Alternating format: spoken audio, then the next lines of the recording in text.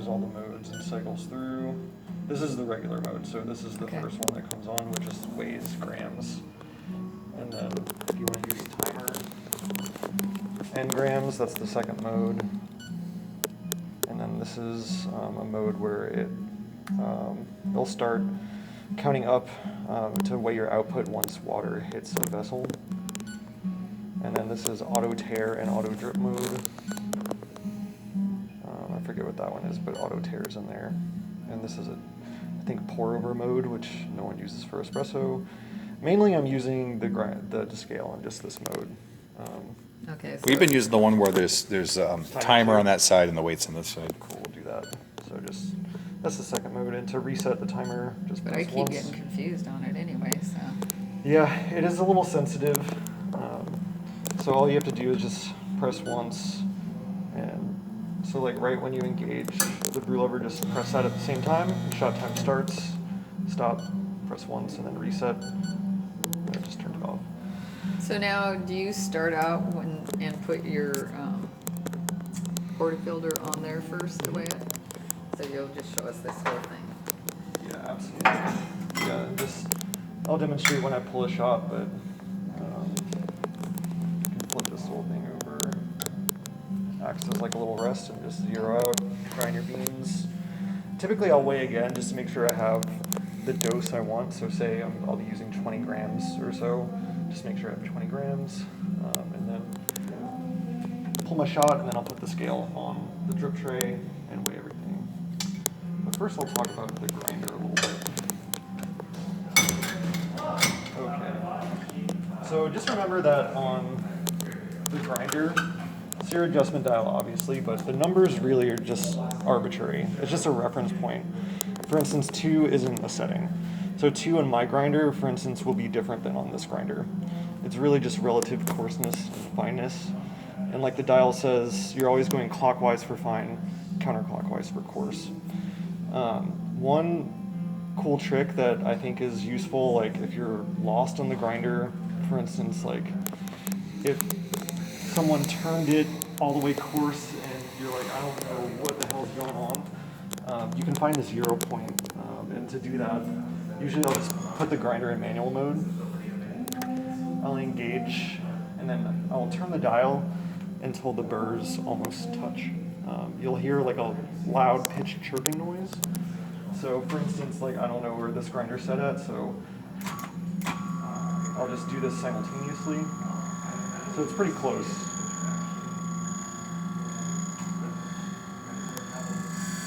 There we go.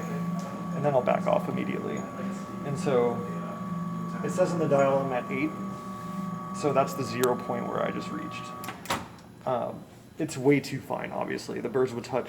If you put beans, it'll jam. So I'll back it off about 3 or 4 full numbers in the coarse direction. And so I'm at an 8. We were at 2. We were getting close. Yeah, I'll go past 0 and I'll go back to 2. So I think I moved it enough. But the only way to find out is if I pull a shot and see how it pulls. So if it's going to pull, if it pulls too slowly, for instance, I like to see my first drops of liquid in the mug anywhere between like 3 and 9 seconds. And then I'm aiming for between 25 and 35 seconds of liquid yield, of time. That's a good starting point. It's always good to just start with a recipe so you kind of have a grounding or an anchor. So my recipe, I'll start with 20 grams of espresso ground into my portafilter.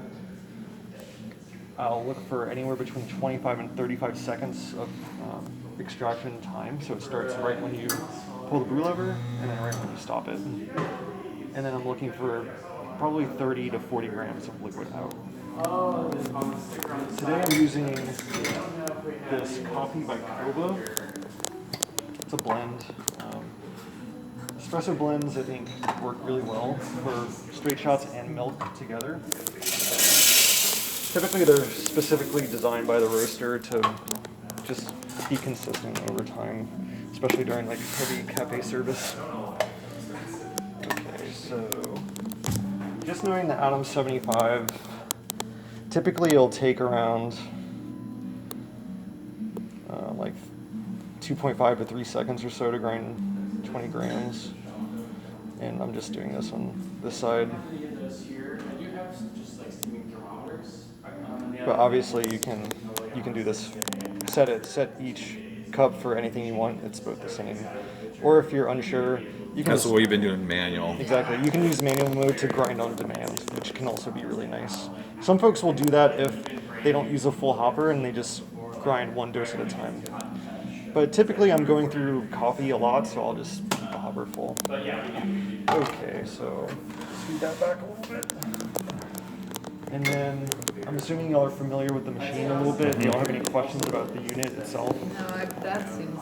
Yeah, that's pretty straightforward for us. Okay, great, perfect. It's the grind. It's really simple. The grinder is your bread and butter. It's what's super helpful. So. I was thinking it might be easier if I get one of those. Oh, The yeah. bottomless one. Oh yeah, you don't have a bottomless? No, so maybe if you have one of those before I go. See, I can check to see if we do. If we don't, we could Yeah. ship it. Yeah. Don't forget to do that. I'm getting all this, right? Capturing it. Yeah.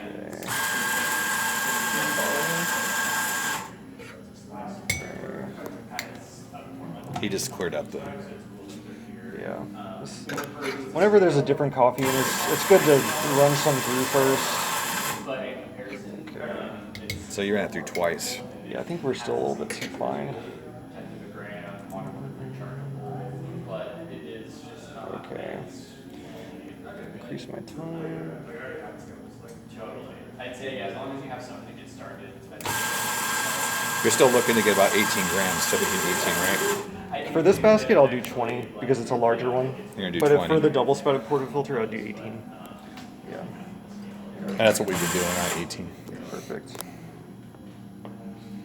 Comes with a good tamper, filters, all that. It comes with Just even it out as much as possible. So the first thing you did is you set that on there and measured it, and it came up with that. Then you didn't clear anything. Then you set it on with the coffee. Yeah, next, so I right? tear it and then zero it out. Then I grind, and then I'll measure it again. And once I have my desired yield, I'll just go on with my workflow. I'll just smooth it out as much as possible, and then tamp. And tamping is just something that takes practice. Typically, I'll stand like this toward the counter. I'll hold the tamper, whatever you're using.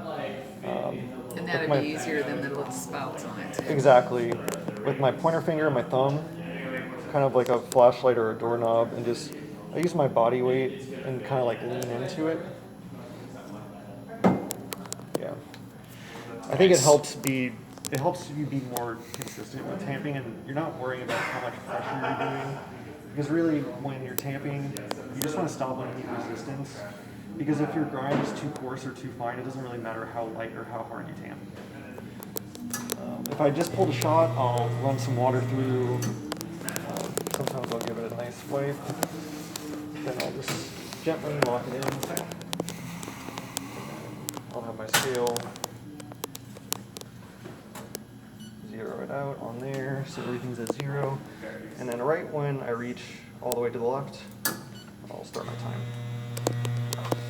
The bottomless is cool because you can visualize in real time your extraction. So I'm past 10 seconds and I'm just seeing like little, it's starting to extract, but I can already tell like I'm not gonna continue just because it's taking way too long. It's too fine then, right? Exactly.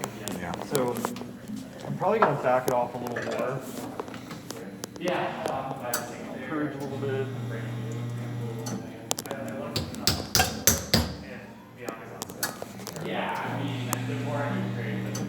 And then I just make sure my portafilter is clean and then completely dry.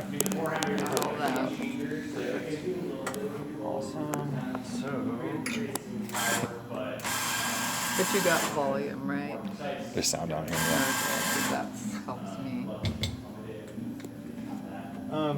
typically on this grinder, since it's pretty adept at fine tuning, you really are only typically making like some really small adjustments, but Yeah, that's what I've been doing. since it was so like choking up at the group head, I made a much larger adjustment than I normally would. So instead of like a quarter number or a half number, I did a full number.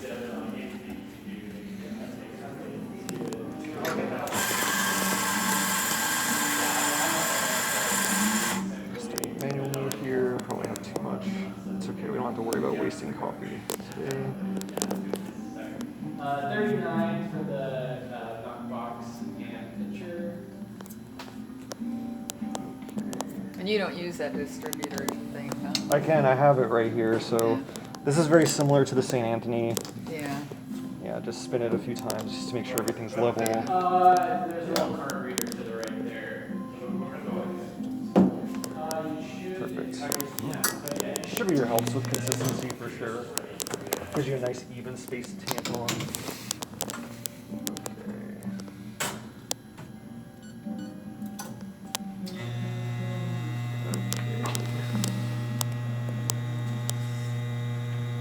So much better. Starting to come out now.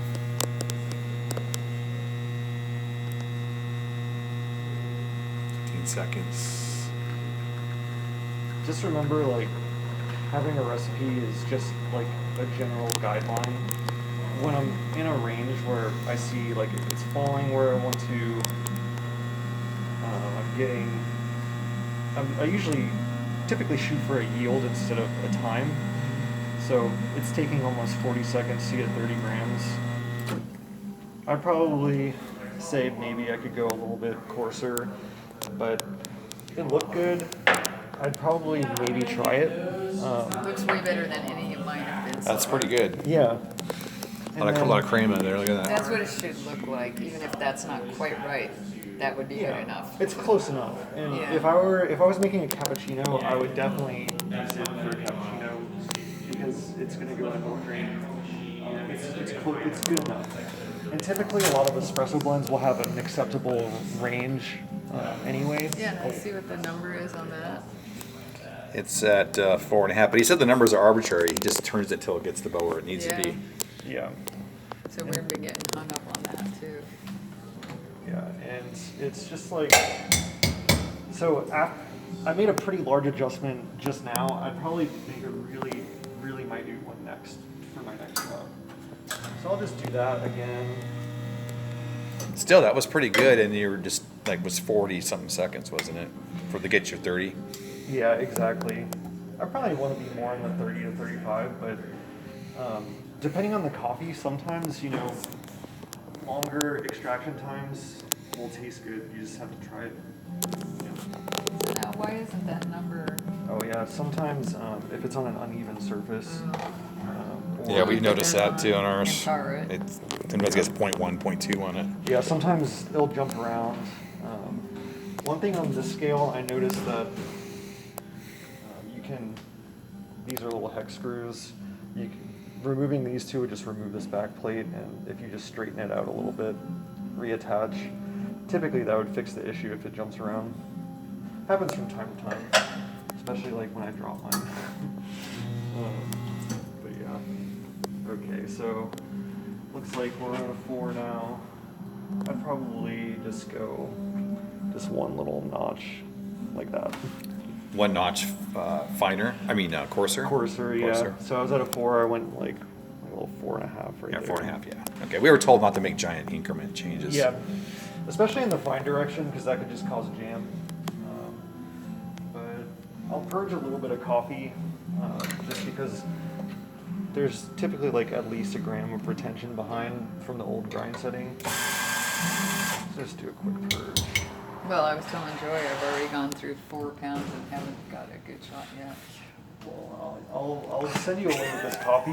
Yeah, thank you. So you'll definitely be able to get a good shot for sure. Okay, I'll go manual again.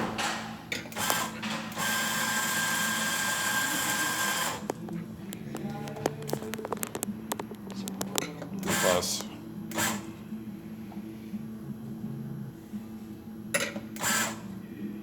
Yeah, maybe you should get a bottomless one, huh? I'm going to. Yeah. I already decided that. watching the videos and stuff, I just like it better.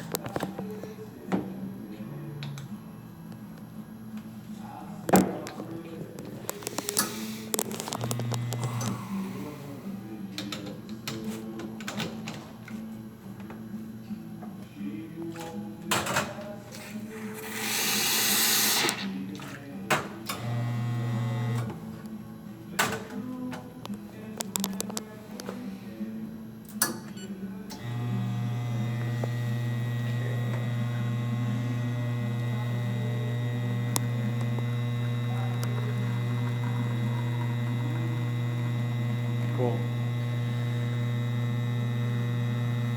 I may have adjusted a little bit too much, but A little too coarse. Yeah. it's no big deal. They're gonna hit your mark though. The coffee is a little fresh too, so there's that. 30 factor. grams right there. So, yeah, that's something I would use. I think you go a smidge finer. Yeah. Yeah, that's we were finding ourselves going kind of back and forth, back and forth. But would y'all like to do some milk steaming too? Sure. Yeah.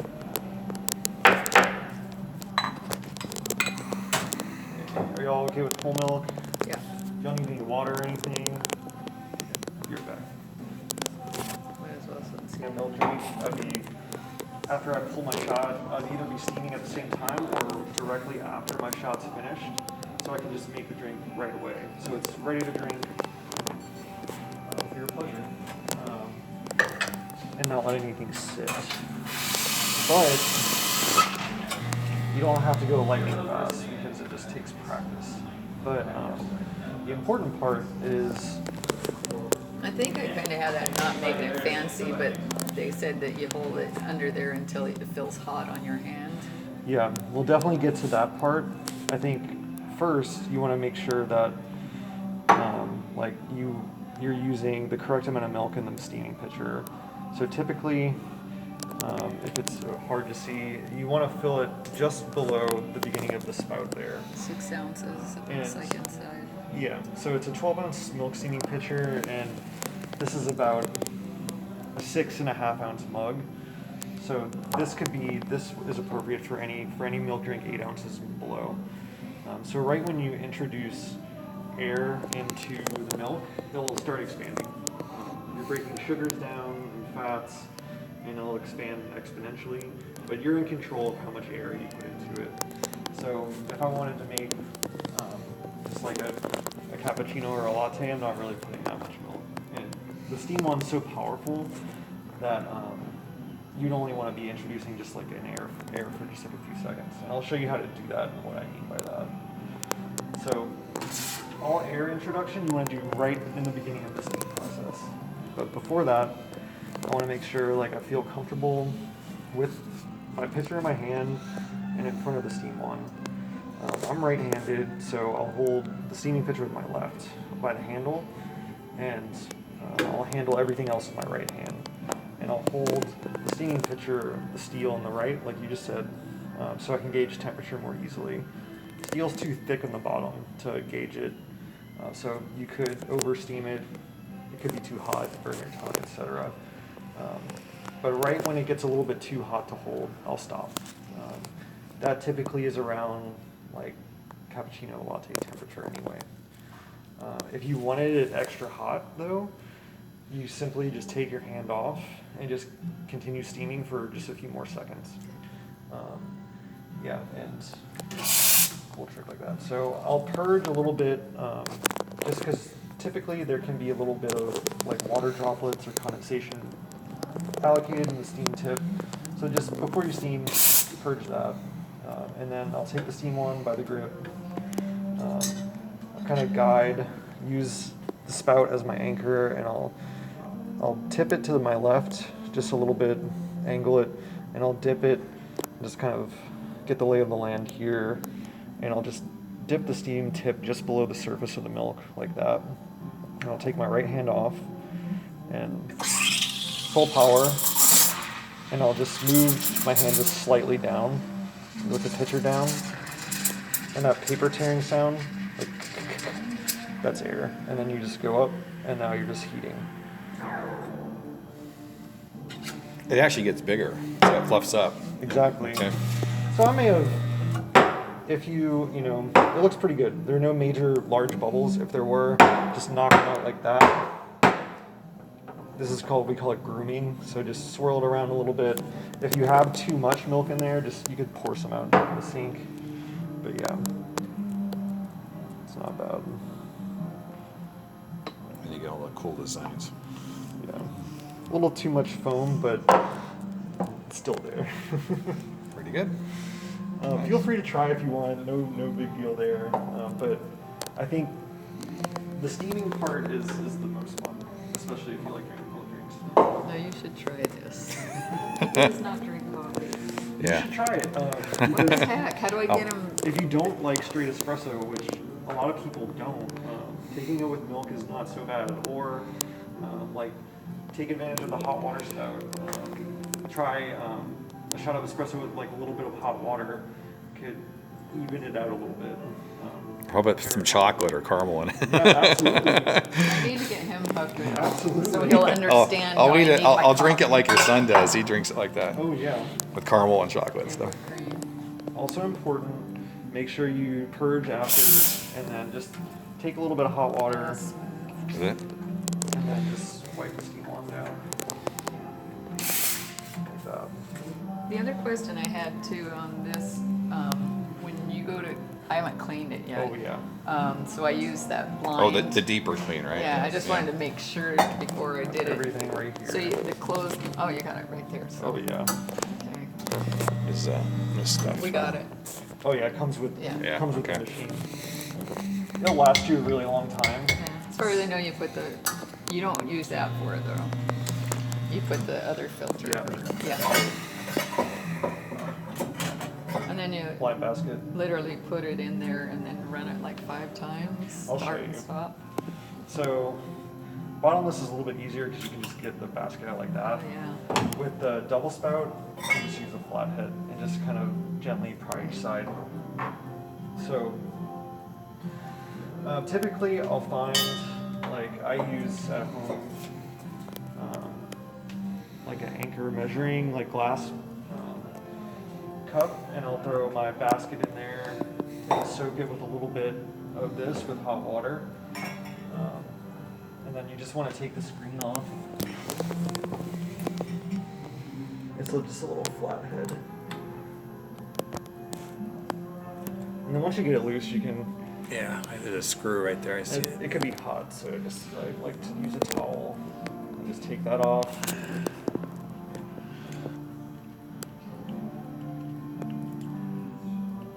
Yeah. The screen comes off. I already cleaned it yesterday, so it's pretty clean. But But you after soak them otherwise, right? exactly. Yeah. Or one thing I like to do if I'm just Can I see the doing- screw for a second? Oh yeah. Just, put the video here. What's it look like? And it's a flathead screw. Huh? Yeah. That's something you don't want to lose because Yeah. replacements are like $20. Yeah. Okay. Not something they sell at the hardware store, unfortunately. This specific like size. But you guys carry them. Yeah, we do. Yeah. So if I don't want to do like, if things don't look too kicked up behind Yeah. here, I'll just put the backflush blank in there. I'll put that in there and I'll take like a group head brush and just run some hot water and just brush it at the same time. Flip it over. Oh, so you use a portafilter to clean it. Okay. Yeah. And then just make Mine sure will to wipe probably it never down. be that dirty since I'm the only one using it. So I would recommend if you're making coffee every single day, to backflush with detergent. I'd say every 4 weeks. Yeah. That's what I figured. Yeah. I think that's a good rule of thumb. But I also will take my brush and just get in between the gasket area and then on the dispersion screen right here. And then I'll take just like a microfiber towel and kind of wipe the residue around off there. See, I've been cleaning it really good without actually. Yeah. And then I'll put the screen back on. It can just be finger tight.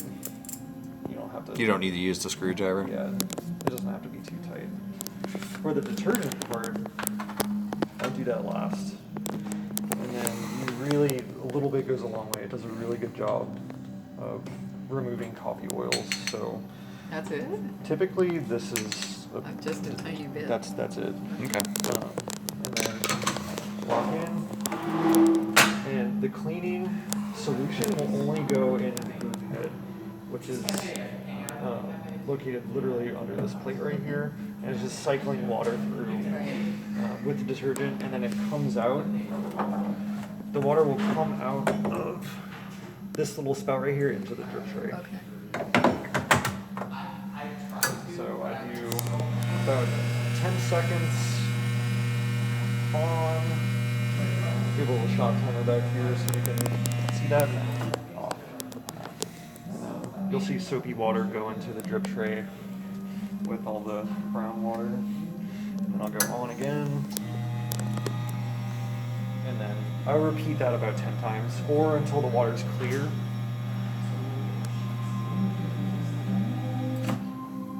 Essentially, it's just stripping coffee oils that remain behind. So how again did you get it to just go down there? It's because it's blocked with the. Because the porta filter is blocked. Okay. Can't go out. Yeah, so there's nowhere else for the water to go, so any kind of residual water that's not used during the brewing process will go into the drip tray. Okay. So that's when you are extracting coffee. So water going from the reservoir or water line into the pump, and then into the group head. If some of it's not used, it'll go through the relief valve back down here. So it won't go back into the machine. So you're always using fresh water. Yeah, and So you said do this 10 times or so, right? 10 times or so for about 10 Till it seconds. comes out 10 clear. seconds. Okay.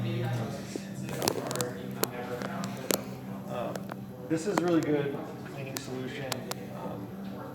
I would sprinkle some in the drain box here and then let it soak for maybe like 30 minutes or so, and then just wipe it with a sponge. So it doesn't feel like kind of gross. That's really simple then. Yeah. To do that. Yeah, and it's pretty simple. Some of the other machines, you do the same back flushing process, but there are more components in the group head, so which use a lot of like wearable gasket parts that can go bad a lot quicker. This is a much more simple construction. You don't have to worry about that. Speaking of gaskets, though, oh yeah, sorry. There was just like a tiny bit of like discolored water just from like a little solution there. But I mean, one thing that I was going to say, the group head gasket, what creates the seal of the portafilter and the group head, you'll probably need to change that about once every 12 to 14 months. Do you have spares? Yeah, we carry those parts. You'll notice that you'll need to change it when the gasket's new.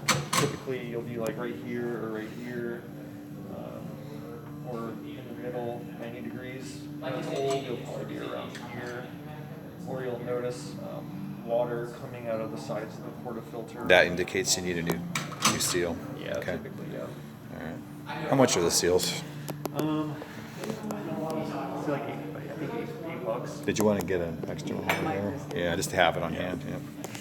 And what about these little timers? You guys have those? We do have them. We don't have any here though, so we could ship that too. Yeah. Those can be so.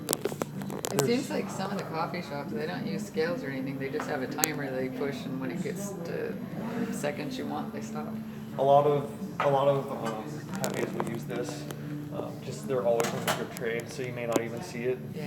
Yeah. But some cafes don't weigh it out, which is unfortunate because it's a very useful tool. But this timer can be placed back here, Yeah, I like how small up it here, right here. It is. can So be, what are you using that for mostly then? As a secondary thing, just Yeah. to kind of keep track? well, I think a lot of people have been upset that the machine doesn't come with a shot timer already, like other machines. So this add-on is a nice feature, especially if they're not using the timer in their scale. But now, I don't know if you use the LaMarzocco app. Speaking of the app, we can't figure out how to get it. I'll get the Wi-Fi settings working. Yeah. Everything's set up, but I want it to come on in the morning. And Yeah. Has anyone had problems with making it come on in the morning? Yeah, we can't get it to come on. It's talking though. Talks to the I app. got it set to Oh, come on. it connects? Yeah, it connects. We're Yeah. connected, but it's like I was gonna it show didn't you. come on the first time we set it. We had it on a little schedule and everything. It didn't come on. Are you keeping the main power switch on? Mm-hmm. Okay. I don't know. It's probably us. Yeah, so we have ours. Well, it shows everything, but Yeah, the auto on off. Yeah, the auto. We turned that on. I think, connected. isn't it? It's still connecting. I need to get on the Wi-Fi. Are you connected to this one right here? I should be. I think it's just taking a little while to connect. so here's what I have. And I have it to come on at 8:30 and go off at 11, and it's on, and it doesn't work. Okay. We'll take I a don't look at know. that. I'll So have we have to every morning, get up and You have to turn it on. Yeah. yeah, I'll shoot you in some more information via email Because that is what I do, for right? app issues. That looks right Yeah. though, isn't it? They're Yeah, all that, on. that looks right to me. Yeah. Comes on at what time did it say? 8:30, and then goes off by 11. Yeah. Stand by 11, I guess that means off at 11. Yeah. Yeah, so, yeah, that doesn't work. And yeah, when it's a standby, it's a flashing light here. Flashing red light. Yeah. Yeah.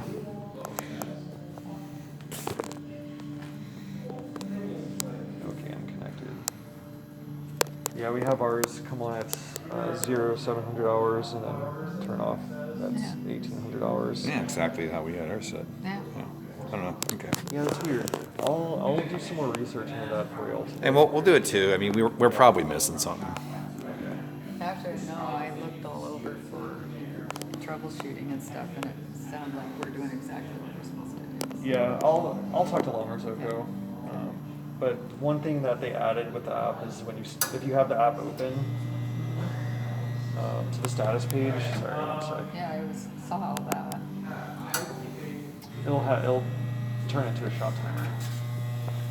Where's that? Oh, that's interesting. Yes. Settings? Yeah. So if you're on the main page, you just click on the status, and it'll just show you the temperature of the machine or you're connected. Mm-hmm. And then yeah, you just turn this on, and then the shot Oh, timer starts. oh, that's kind of cool. Yeah. Look at that. Yeah. So technically it does have a shot timer now, but it's Yeah. just with the app. But so this would, you could actually push start and it would be like. Yeah, so- check Be the in. same kind of thing. Yeah. Yeah, so when you do that, it resets and then it starts Oh. again. And then it'll stay until you restart it again. So that's automatic? Yep. How does that? How's it communicating to that? Because it's on here somehow. Yeah, so it connects to the group head solenoid. That's cool. And it uses like a little sensor that connects to like a little magnet. Yeah. Yeah.